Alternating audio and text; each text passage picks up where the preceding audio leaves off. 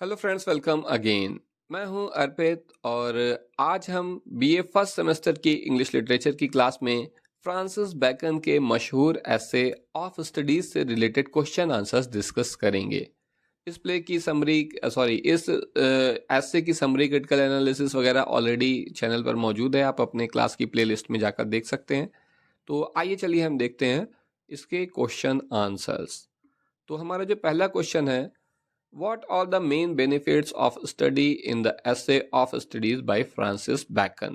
यानी कि main benefit क्या है, मुख्य बेनिफिट क्या है स्टडी का, यानी कि पढ़ाई का, जैसा कि बताया गया है ऑफ स्टडीज में फ्रांसिस बैकन के द्वारा। तो ऑफ स्टडीज ऐसे ही पढ़ाई के इम्पोर्टेंस के बारे में है, तो स्टूडेंट के लिए ये बहुत ही बेहतरीन ऐसे है। आइए देखें answer. According to the greatest essayist Francis Bacon, यानी कि ग्रेटेस्ट एसेइस्ट फ्रांसिस बैकन के अनुसार the main benefit of study are delight. जो सबसे बड़ा बेनिफिट है पढ़ाई का, वो है, पहला तो है डिलाइट। डिलाइट मतलब खुशी मिलती है पढ़ने से, इसलिए हमें पढ़ाई करना चाहिए। ऑर्नामेंट एंड एबिलिटी, इसके ऑर्नामेंट से मतलब है सजावट। जो पढ़ा लिखा इंसान होता है तो वो अलग ही लोगों के बीच में दिखाई देता है, खासतौर से पढ़े लिखे लोगों के बीच में या कहीं पर भी। तो एजुकेशन से ऑर्नामेंट मिलता है, इंसान सजता धजता है। एंड एबिलिटी, और निश्चित रूप से आपकी एबिलिटी भी बढ़ती है, आपका सामर्थ्य बढ़ता है, आपकी क्षमता बढ़ती है। तो ये सारे फायदे हैं स्टडी के। What does Bacon mean studies serve for delight in his essay of studies? तो यहाँ पर देखिए, जो फ्रांसिस बैकन ने कहा है अपने essay में कि इसका क्या मतलब है कि स्टडीज सर्व फॉर डिलाइट, की स्टडी जो है डिलाइट के लिए सर्व करती है, यानी हमें मनोरंजन देती है, खुशियाँ देती है। According to Francis Bacon, delight means to get joy और प्लेजर। तो फ्रांसिस बैकन के अनुसार डिलाइट या खुशी का मतलब है जॉय या प्लेजर मिलना। So studies serve to get joy और टू गेट प्लेजर। तो स्टडीज निश्चित रूप से सर्व करती है, यानी आपको देती है जॉय और pleasure. Like we study books to get pleasure and amusement, क्योंकि जैसे कि हम पढ़ते हैं किताबों को प्लेजर और अम्यूजमेंट के लिए। देखिए, जैसे आप शेक्सपियर के प्ले पढ़ते हैं, आप भले मजबूरी में पढ़ रहे हो, लेकिन जो है लोग असल में शेक्सपियर ने जो कुछ लिखा था, ये परफॉर्म होता था, लोग उसको मनोरंजन के लिए देखते थे या पढ़ते थे। जैसे आज भी आप कोई भी बुक वगैरह पढ़ते हैं, आप ना भी पढ़ते हो, दुनिया पढ़ती है, तो वो मनोरंजन के लिए, जैसे नॉवेल है, हैरी पॉटर है, ठीक, या कोई भी, मैं बार बार बच्चों की बुक का नाम ले लेता हूँ, अब आप लोग ग्रेजुएशन में हैं, इतने छोटे रह नहीं गए हैं, तो लेकिन जो है पढ़ाई प्लेजर के लिए यानी खुशियों के लिए की जाती है।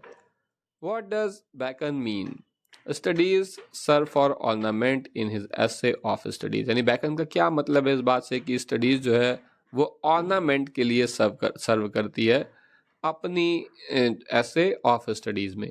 तो इसका आंसर है, according to Bacon ornament means to beautify. देखो, बैकन का मानना है कि ऑर्नामेंट का मतलब है किसी भी चीज को खूबसूरत बनाना। So studies serve to beautify the use of language either spoken और रिटन। तो जो स्टडीज है वो मदद करती है ब्यूटीफाई करने में, यानी खूबसूरत बनाने में लैंग्वेज को, चाहे वो बोलने में हो या फिर वो लिखने में हो। दोनों ही तरीके की लैंग्वेज को जो पढ़ाई होती है वो खूबसूरत बनाती है, उसमें मदद करती है। Studies improve our use of language, और जो पढ़ाई है, जो स्टडीज हैं, वो हमारे लैंग्वेज के इस्तेमाल को इम्प्रूव करती है। What does Bacon mean?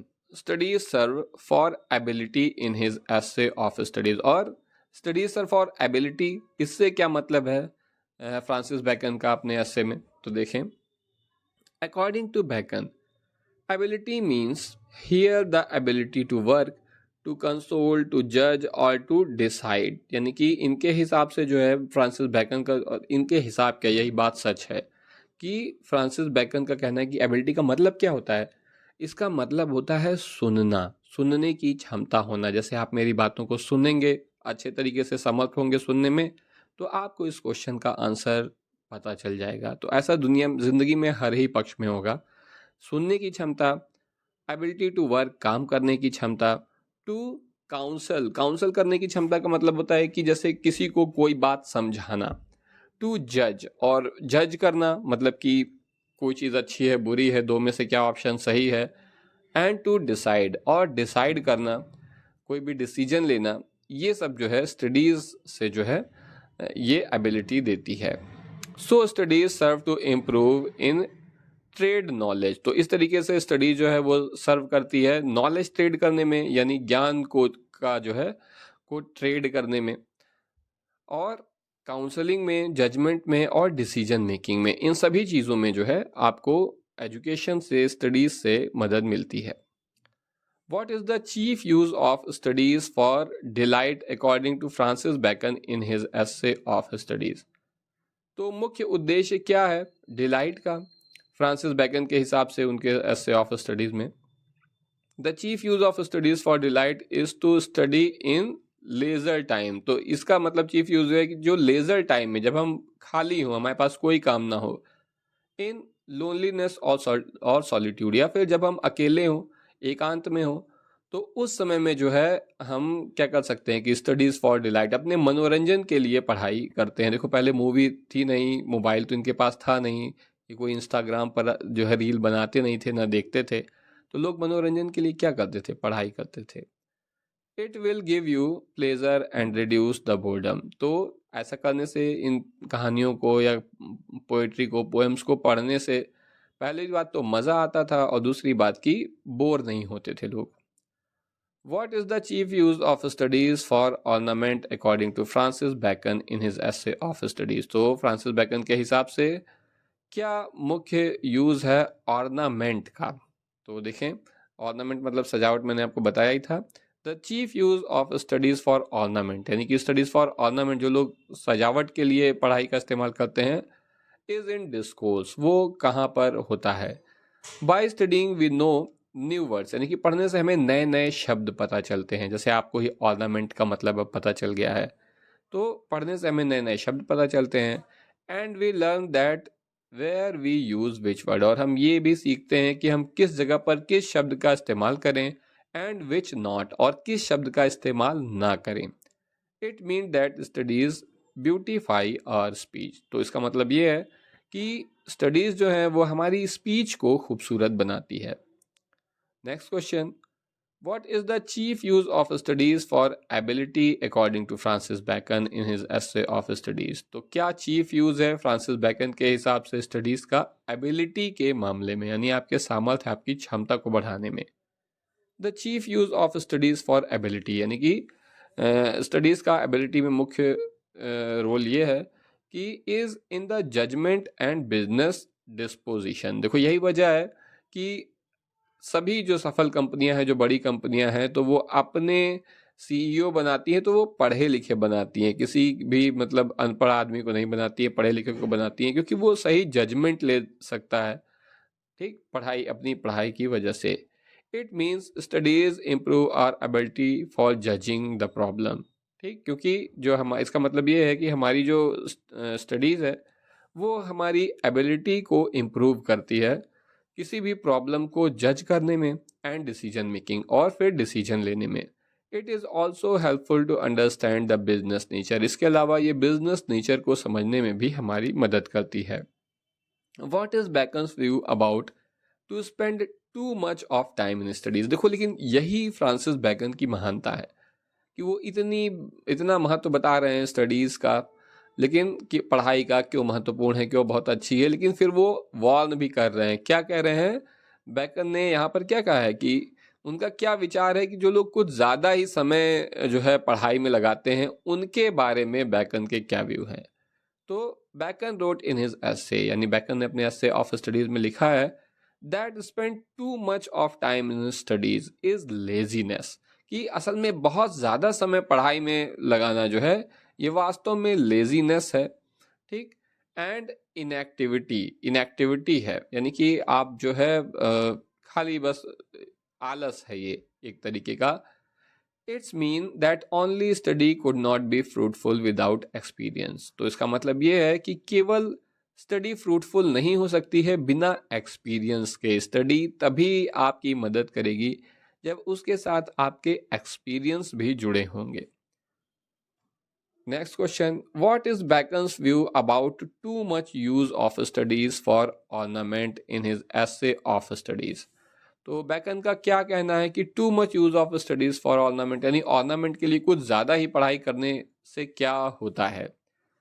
In the essay of studies according to Bacon, यानी कि ये जो एसे है ऑफ स्टडीज में बैकन के अनुसार the too much use of studies for ornament is affectation. ठीक, तो इसका मतलब है कि आप जो है किसी चीज के प्रति अफेक्शनेट हो रहे हैं। It mean that to much use of studies for ornament make you your discourse artificial and unnatural. Affectionate मतलब कि आप कुछ ज्यादा ही अपनी सजावट के प्रति, कोई बात आप क्या कह रहे हैं तो आप क्या कह रहे हैं वो आपके लिए महत्वपूर्ण नहीं है, बल्कि किस तरीके से आप कह रहे हैं ये आपके लिए बहुत महत्वपूर्ण होता जा रहा है। तो फ्रांसिस बैकन के हिसाब से जो है इसका कुछ ज़्यादा ही यूज़ करना ऑर्नामेंट का, यानी वाक्य की सजावट के, ये एक आर्टिफिशियल और अननेचुरल डिस्कोर्स है। देखिए, जो नियो क्लासिकल पोएट थे, राइटर थे, उनके ऊपर ये आरोप भी लगता है कि वो कुछ ज़्यादा ही आर्टिफिशियल और अननेचुरल थे, क्योंकि वो अपने राइटिंग के ऑर्नामेंटल क्वालिटीज़ पर बहुत ही ज़्यादा ध्यान देते थे। आगे देखें, what is Bacon's view about to make judgement wholly by their rules in the essay of studies. तो बैकन के क्या विचार थे जजमेंट के बारे में, ठीक, और उसके रूल्स के बारे में। देखें, in the essay of studies Bacon tells us that to make judgement wholly by their rules is the humour of the scholar.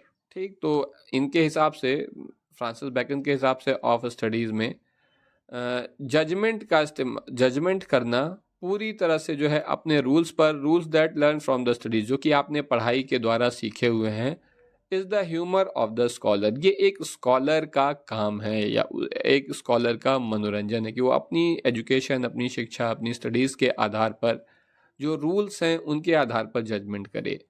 It's means that the judgement made without practical knowledge. तो इसका मतलब ये है, असल में इसका मतलब ये है कि बिना प्रैक्टिकल नॉलेज के आप जो जजमेंट करते हैं, आपको प्रैक्टिकल नॉलेज नहीं है, केवल आप अपनी स्टडीज के आधार पर ही कोई जजमेंट कर लें, तो ये क्या होगा, ये फूलिश होगा।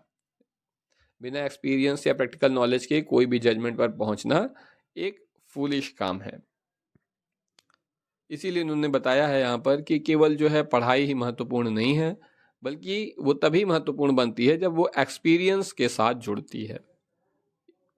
What does Bacon say about natural abilities of a man in his essay? तो यहाँ पर जो है फ्रांसिस बैकन ने क्या कहा है किसी भी मैन की नेचुरल एबिलिटी के बारे में।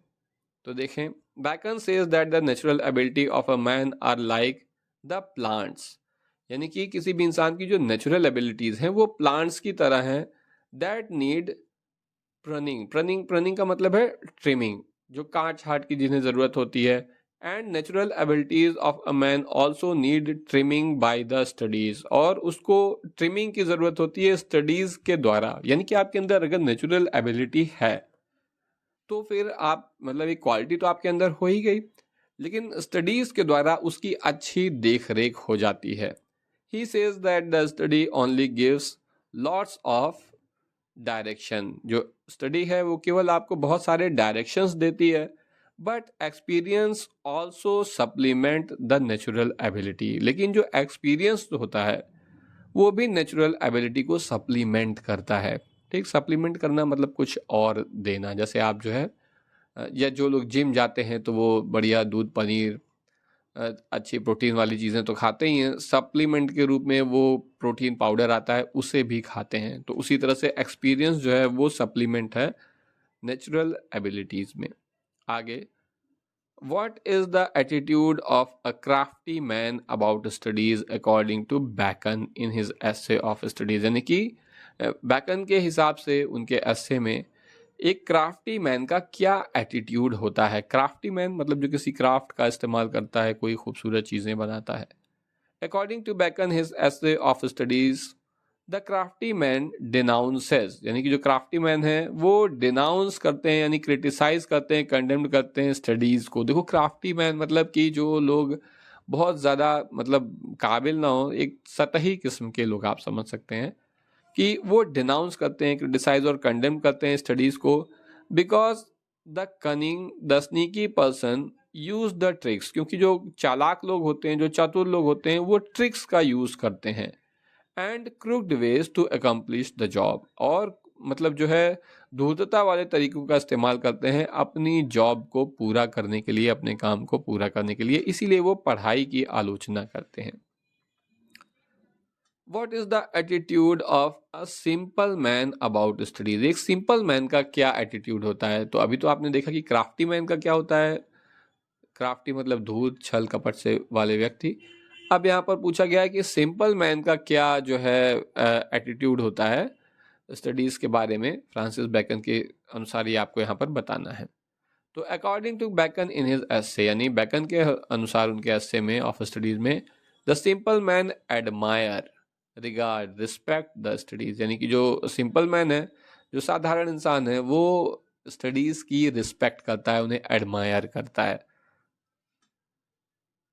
What is the attitude of a wise man about studies? और जो वाइज मैन है, यानी जो बुद्धिमान आदमी है, साधारण आदमी जो होता है वो तो एडमायर करता है, जो क्राफ्टी मैन है वो उसको क्रिटिसाइज करता है, लेकिन जो वाइज मैन है उसका क्या एटीट्यूड है पढ़ाई के प्रति, स्टडीज के प्रति, आइए देखें।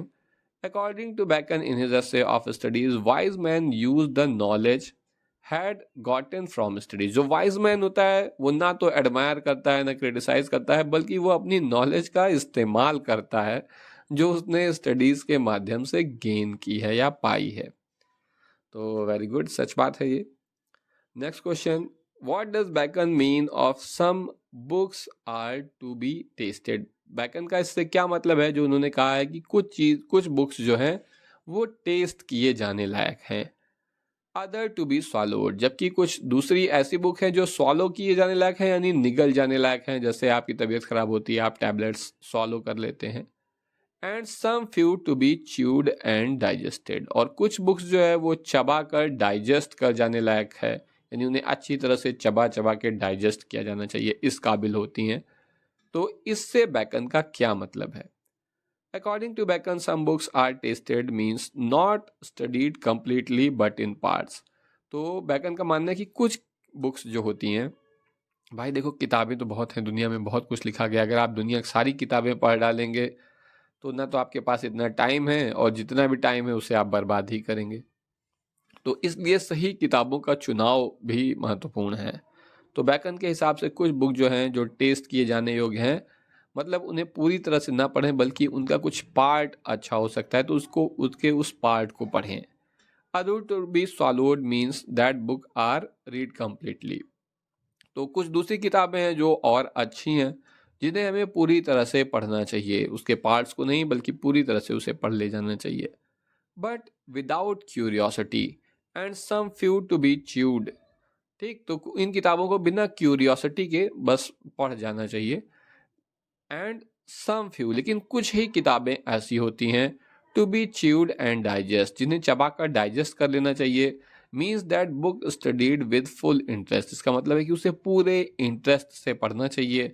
And deeply to get maximum knowledge, और उस ऐसा क्यों करना चाहिए, पूरे इंटरेस्ट से और डीपली क्यों पढ़ना चाहिए? मैक्सिमम नॉलेज गेन करने के लिए, not only thematic but at the minute level also, केवल उसके थीम के आधार पर ही नहीं बल्कि माइन्यूट लेवल पर जो है उससे नॉलेज गेन करने के लिए हमें उसे पूरी तरह से पढ़ना चाहिए।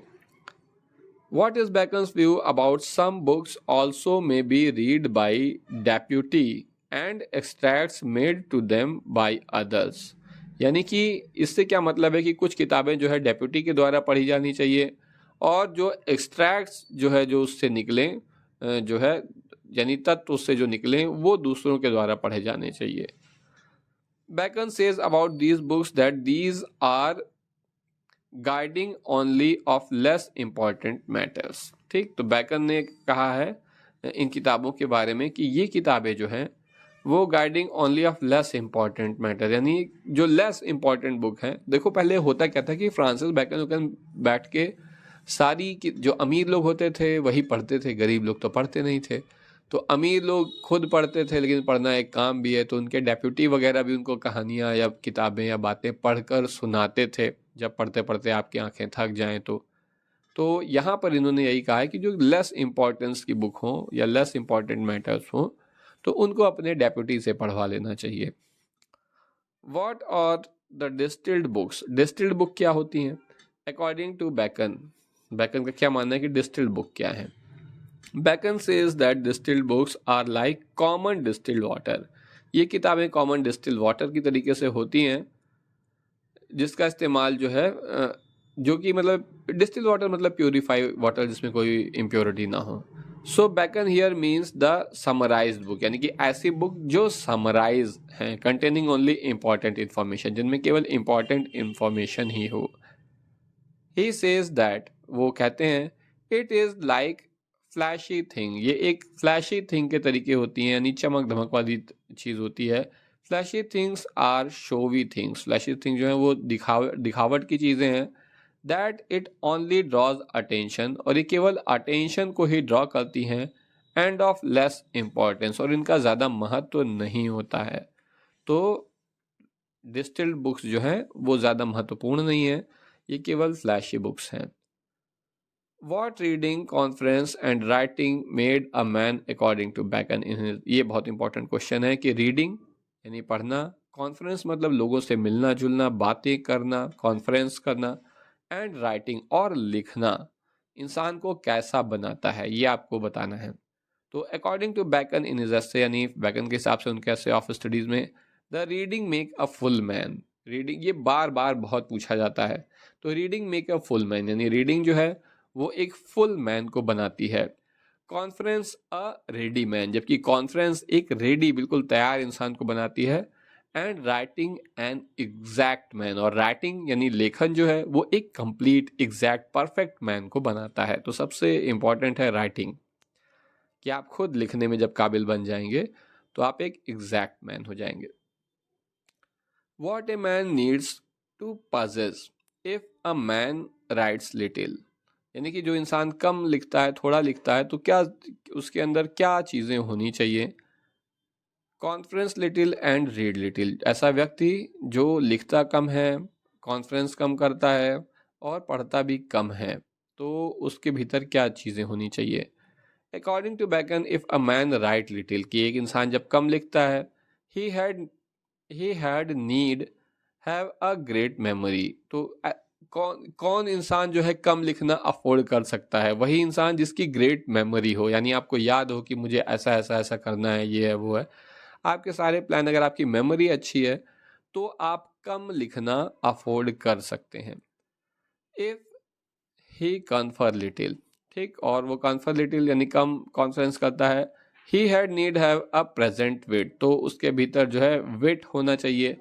And if he read little, और अगर वो पढ़ता ही कम है, he had need have much cunning, तो उसे बहुत चालाक होना चाहिए। जो बहुत चालाक इंसान होगा तो वो ज़्यादा नहीं भी पढ़ेगा, उसमें बहुत विजडम नहीं भी होगा, तब भी वो चालाक इंसान सही चीज़ें कर लेगा, ठीक।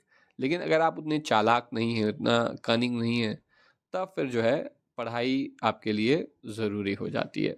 जैसे आप देखते हैं जितने हमारे पॉलिटिशियंस, नेता हैं, तो ये बहुत पढ़ते लिखते नहीं हैं, ये कनिंग लोग हैं, इसीलिए ये ज़िंदगी में सफल हैं, इनको बिना पढ़ाई के भी सफल हो जाते हैं। तो उनके भीतर भी कुछ क्वालिटी है, ऐसा नहीं है कि अगर ये तो पढ़ाई नहीं, हाई स्कूल फेल है, कैसे जो है इतना बड़ा लीडर बन गया। तो वो लीडर तभी बन पाया क्योंकि उसके अंदर कोई काबिलियत है। काबिलियत क्या है? ही इज़ या she is a cunning person. तो कनिंग होना भी एक क्वालिटी होती है। Next question, according to Bacon, यानी बैकन के हिसाब से, what are the benefits of studying history, history को पढ़ने के क्या बेनिफिट हैं? Poetry, mathematics, natural philosophy, morality, logic and rhetoric in the essay, यानी ये सब चीज़ें पढ़ने के क्या फ़ायदे हैं? तो बैकन के हिसाब से histories make man wise, history पढ़ने से इंसान बुद्धिमान बनता है। पोएट्स विटी, और पोएट्स जो हैं वो विटी होते हैं। द मैथमेटिक्स सटल, और जो मैथमेटिक्स होती है वो हमें, पोएम्स पढ़ के आप विटी बन जाएंगे, मैथमेटिक्स से आप सटल होंगे, यानी सूक्ष्म बारीक होंगे। और नेचुरल फिलॉसफी डीप, जबकि नेचुरल फिलॉसफी पढ़ने से इंसान डीप होता है, उसकी गहराई बढ़ती है उसके व्यक्तित्व की। मॉरल ग्रेव, और जो है मॉरल, उसकी मॉरलिटी भी बढ़ती है, मॉरल ग्रेड मिलता है। Logic and rhetoric able to content, और जो लॉजिक और रेटोरिक पढ़ता है तो वो जो है किसी भी बहस का या किसी भी बात में जो है तर्क करने में सक्षम बनता है। According to Bacon the exercise of bowling is good for which disease as mentioned in his essay of studies, यानी कि इनके हिसाब से जो है बॉलिंग एक्सरसाइज जो है ये किस डिजीज में जो है हेल्पफुल है। तो according to Bacon bowling is good for the stone and reins, stone के लिए, जो किडनी में स्टोन या जगह जगह स्टोन हो जाते हैं, और रीन्स, इनके लिए जो है ये हेल्पफुल है। According to Bacon the exercise of shooting यानी निशानेबाजी is good for which disease, ये किस डिजीज में जो है फायदा पहुंचाती है। तो bacon mentioned in his essay of study shooting is good for the lungs and breast, आपके सीने के लिए और आपके फेफड़ों के लिए जो है शूटिंग फायदेमंद है।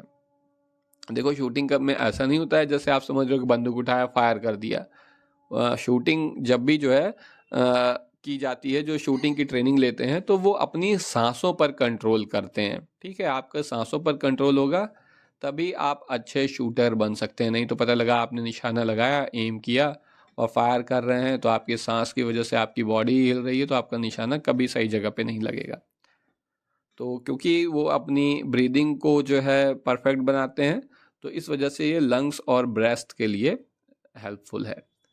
According to Bacon the exercise of gentle walking यानी gentle walking and riding are good for which disease, तो जेंटल वॉकिंग यानी टहलना और राइडिंग, हॉर्स राइडिंग, ये किस बीमारी में फ़ायदेमंद है। तो बैकन ने ऐसा मेंशन किया है कि gentle walking is good for stomach, ये पेट के लिए अच्छी है, and riding for the head, और राइडिंग जो है हॉर्स राइडिंग आपके हेड के लिए, सिर यानी दिमाग के लिए अच्छी है। If a man's wit be wandering what Bacon suggest to do, तो अगर किसी इंसान का विट जो है वो भटक रहा है तो उसके लिए इन्होंने क्या सजेस्ट किया है। बैकन ने कहा है कि if a man's wit is wandering let him her study the mathematics, तो उसको मैथमेटिक्स की पढ़ाई करनी चाहिए। तो ये हो गया of studies complete. Next episode में हम ड्रीम चिल्ड्रन से रिलेटेड क्वेश्चन आंसर डिस्कस करेंगे। तो आज के लिए बस इतना ही। Thank you.